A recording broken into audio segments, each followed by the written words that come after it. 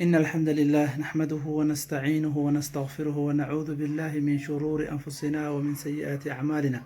من يهده الله فهو المهتد ومن يضلل فلا هادي له، وأشهد أن لا إله إلا الله وحده لا شريك له، وأشهد أن محمدا عبده ورسوله. walaalyaal waxaan kusoo jirnay barnaamijkii qisaska qur-aanka kariimka ah. waxaan soo gaarnay qisadii lixaad. waxay ku saabsan tahay nebiyullaahi saalix iyo qoomkiisii reer thamuud, qisadii dhex martay markii towxiidka iyo ilaahay subxaana wa tacaala cibaadadiisa uu ugu yeeray. wa ilaa thamuuda akhaahum saalixa wa arsalnaa usoo qadar wa arsalnaa waan dirnay ilaa thamuuda reer thamuud akhaahum walaalkood ayaan u dirnay saalixan nebi saalix. qaala wuxuu yidhi yaa qowmi qoomkayow ucbuduu caabuda allah caabuda, maa lakum idinma sugnaanin min ilaahin mid la caabudo hayruhu asaga aan ahayn, cid kale oo la caabudo oon asaga ahaynna idinma sugnaanin. huwa asaga ayaa ansha'akum idin abuuris bilaabay min al ardi dhulka xaggiisa, oo aabbihiin aadam ayaa ilaahay subxaana wa tacaala dhulka ka abuuray wey. wastacmarakum kuwa camiro ayuu idinka dhigay fiihaa ardada dhexdeeda. fastakfiruuh dembidhaaf weydiista, alla dembidhaaf weydiista wixii idinka dhacay, dunuubtii horey aad u gasheen ilaah subxaana wa tacaala dembidhaaf weydiista. humma tuubuu u toobadkeenoo usoo noqda ilaahi alla xaggiisana usoo noqda, oo mustaqbalka wixii idinka dhacana ilaahay subxaana wa tacaala ooga toobadkeena. inna rabbii rabbigay qariibun mid dhow weeye, mujiibun mid ajiibo weeye, baryada iyo ducada mid dhow weeye oo haddana ajiibo. qaaluu waxay yidhaahdeen yaa saalixu saalixow, qad kunta waxaad ahayd fiinaa dhexdanada waxaad ahayd marjuwan mid la rajeeyo qabla haada, hadalkan intaadan dhihin ka hor mid rajo laga leeyahay ayaad ahayd. atanhaana mana reebaysaa oo ma naga nahaynaysaa an nacbuda inaan caabudno maa yacbudu aabbaa'unaa aabbayaalkana waxay caabudi jireen, aabbayaashanna waxay caabudi jireen miyaad hadda annaga naga reebaysaa? wa inanaa bay dhaheen annagu la fii shakin shaki dhexdii baan ku sugannahay, mimaa kii xaggiisaan kaga sugannahay tadcuuna aada noogu yeerayso ilaahi asaga xaggiisa, shakigaasoo muriibin dareen kala gelinayo.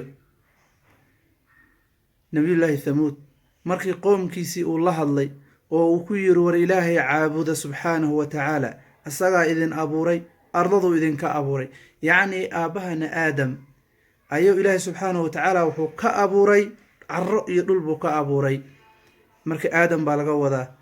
wastacmarakum kuwa camiruu idinka dhigay ardadaas ku noolaado, deganaado, masay rabaan ugu noolaado. ee ilaahay dembi dhaaf weydiista, shirkigan iyo waxaan aad ku jirtaan ka baxa, ilaahayna u toobad keena. rabbi waa mid dhow oo haddana ajiibo weeye, ducada iyo baryada mid ajiibo weeye, toobada mid aqbala weeye. markaasaa waxay yidhaahdeen yaa saalixu saalixow, qad kunta fiinaa marjuwan qabla haada, hadda ka hor rajaan kaa lahayn, nin fiican, wiili yar, dhallinyaro ah, yaa tolkanna ah, aada u qiimo badan, aan ku tashanayno ayaad ahayd. laakiin wax kale ayaad la timid, arrin kale ayaa kaa muuqato, rajadii aan kaa lahayn halkaasay ku dhammaatay. waa hadda hadalka odayaasha qaar ay yidhaahdaan qof dhallinyaro ah markii khayr iyo dacwo iyo wanaag uu ugu yeero ayaa waxay dhihi uma adigii yaraa iyo hadda dhashay miyaa wax noo sheegahayo. waa nafsul kelima waay, saxna ma ahan sidaa iyada ah. atanhaana ma naga reebaysaa an nacbuda inaan caabudno maa yacbudu aabbaa'unaa aabbayaashana waxay caabudi jireen miyaad naga reebaysaa? wa inanaa annagu la fii shakin shaki dhexdii baan ku sugannahay, mimaa kii xaggiisaan kaga sugannahay tadcuuna aada noogu yeerayso ilaahi asaga xaggiisa, shakigaasoo muriibin dareen kala gelinayo. nabiyullaahi saalix wuxuu yidhi qaala wuxuu yidhi yaa qowmi qowmkayow, ara'aytum bal warrama, in kuntu haddaan ahay calaa bayinatin xujo cad dusheed mid ku sugan haddaan ahay, xujadaasoo min rabbii rabbigay xaggiisa ka ahaatay, oo wa aataanii uu isiiyey minhu asaga xaggiisa xaalo ay ka ahaatay raxmatan raxmad hadduu isiiyey, risaalo iyo nubuwo hadduu isiiyey bal ka warrama. faman keebaa yansurunii ii heelinaya min allah xaggiisa yaa iiga heelinayo in casaytuhu haddaan caasiyo famaa tasiiduunanii iima siyaadinaysaan oo iguma kordhinaysaan gayra takhsiirin khasaarin waxaan ahayn iguma kordhinaysaan. wuu ugu yeeray wuxuu yidhi qoomkayow bal ka warrama haddaan aniga xujo cad dusheeda ku suganahay oo rabbigay xaggiisa ka ahaatay, rabbigayna uu isiiyey raxmad iyo nebinimo iyo risaalo uu isiiyey, adinka miyaa ii gargaaraysaan haddaan rabbigay ku caasi? rabbiga ii abuuray, ileh nebi iga dhigay, raxmaddaas isiiyey haddaan ku caasiyo ma adinkaa ii gargaaraysaan? iima siyaadinaysaan khasaarin waxaan ahaynna iima siyaadinaysaan. wayaa qowmi wuu sii wadaa weli, wayaa qowmi qoomkayow haadihii tan naaqatullaahi hasha alla weeye, aayatan xaalo ay tahay hashu lakum adinka idiin tahay aayad, ee fadaruuhaa ka taga hasha ta'kul ha cunto fii ardillaahi dhulka ilaahay ha daaqdo ha cunto, walaa tamasuuhaa hasha ha ku taabanina bisuu'in xumaan ha ku taabanina, noocay ahaataba xumaan ha u geysanina hashaas.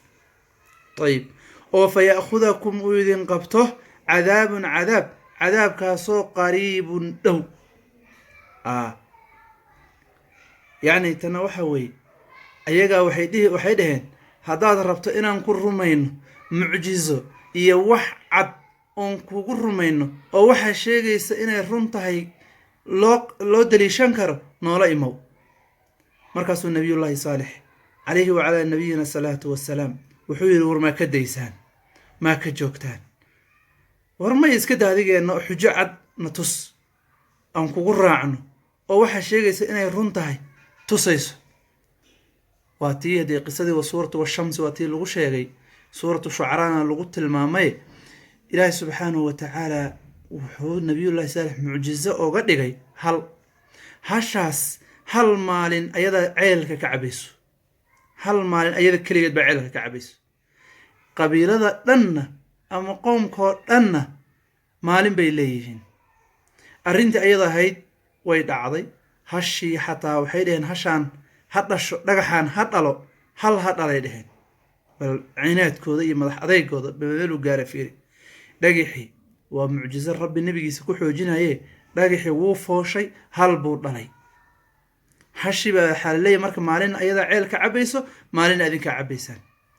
caano uma doonan kartaan, biyaheeda ma faragelin kartaan. tii ayada ahaydba marka wuxuu leeyahay nabiyullaahi saalix haadihi naaqatullah, tan waa hashi alle. maxaa hashi alle loo leeyahy? waa idaafada waxaa weye litashriif waay, naaqatullah saasaa loo leeyahy. aayatan xaalay tahay oo lakum adinka idiin sugnaatay, fadaruuhaa ka taga ta'kul ha cunto fii ardillaah, ta'kul ha daaqdo fii ardillaah, fii cushbi ardillaah, dhulkan nabaadkiisa iyo geedihiisa ha daaqdo. faraha ka qaada, ha taabanina, xumaan ha ku taabanina. faya'khudakum marka uu idin qabto haddaad ku taabataan cadaabun cadaab, cadaabkaasoo qariibun dhow. way sabri waayeen. facaqaruuha faqaala tamatacuu fii daarikum 3 ayaam dalika wacdun gayru makduub. ayib, facaqaruu way boqon gooyeen ree thamuud, hashi bay boqon gooyeen. faqaala wuxuu yidhi nabiyullaahi saalix tamatacuu raaxaysta fii daarikum guryihiinna dhexdooda iskaga raaxaysta 3 ayaamin 3 beri iska raaxaysta. daalika kaa 3daa beri muddadaa wacdun waa yabooh iyo wacdi gayru makduubin aan lagu been sheegin. waa yabooh alle iyo qorsho alle. 3 beri iska sii raaxaysta.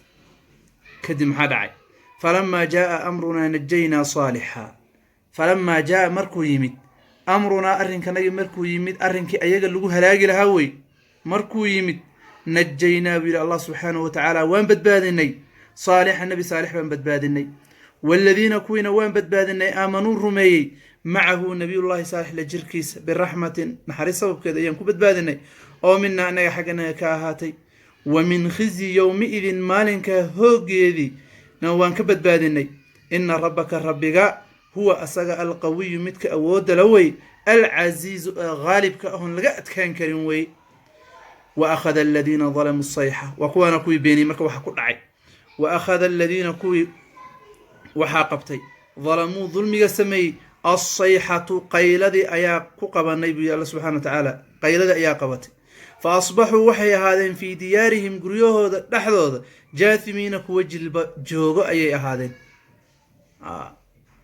kaan lam yagnow fiihaa kaan lam yagnow waxaadba moodaa inaysan nagaanin fiihaa daarta dhexdeeda inaysanba cidba ku nagaanin meeshaana la deganaan jiray iyo meeshaanay dad ku noolaan jireen maba moodidba alaa hooy ina thamuuda reer thamuud kafaruu way kufriyeen rabbahum rabbigood bay ku kufriyeen alaa baraaruge bucdan buciduu waa la fogay bucdan fogaasho lithamuuda reer thamuud waa la halaagay waa la baabi'iyey markay nebigoodii nebi saalix ahaa ay beeniyeen hada wabillahi towfiiq wsala allahu wasalama calaa nabiyina muxamedin wacala aalihi wasaxbihi wasalam